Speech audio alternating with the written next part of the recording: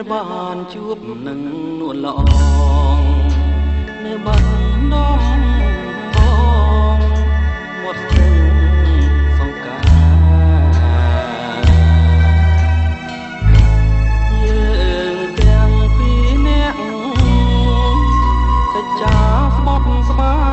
យក្រោមដួងប្រខែពេញបរមីរៀមលូកដៃអោបក្រសោបកាយអូនរាត្រីស្ងាត់សូនដោយស្នេហ៍អ្នកប្តីភាំងអើយភាំងអូនញញឹមមានន័យប្រហើក្លិនស្រីជាប់នឹងដៃបងរាត្រីរនោចដូចផ្ដាំនឹកទៅក៏តែតវ៉ាសោះសាប់ឆ្លើយឆ្លងជុំនោះទៀងអូនតែធ្លាប់សាសងនៅបាត់នំពងមាត់ស្ទឹងសង្ការសូមផ្ដាំតាមទឹកផ្ញើនឹកតាមខ្ញុំឲ្យឈំមើលមករកស្នាដូចរាត្រីកាលពេញមរមីខា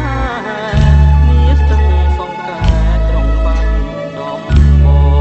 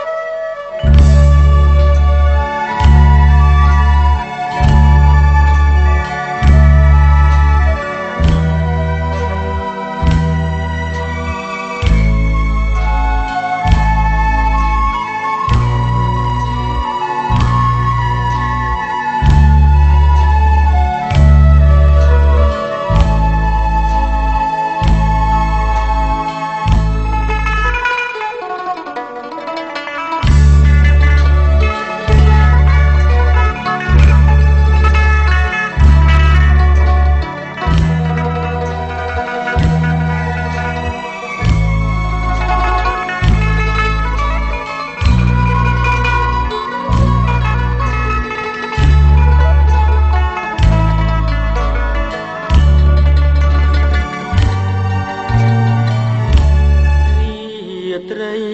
រនោចដូចផ្ដាំនឹកទៅក៏តែតវ៉ាសោះសាប់ឆ្លើយឆ្លងជុំនោះទៀងអូនតែធ្លាប់សាសងនៅបាត់ដំបងមាត់ស្ទឹងសង្ការសូមផ្ដាំតាមទឹកផ្ញើនឹកតាមខ្យល់ឲ្យឆោមនេះម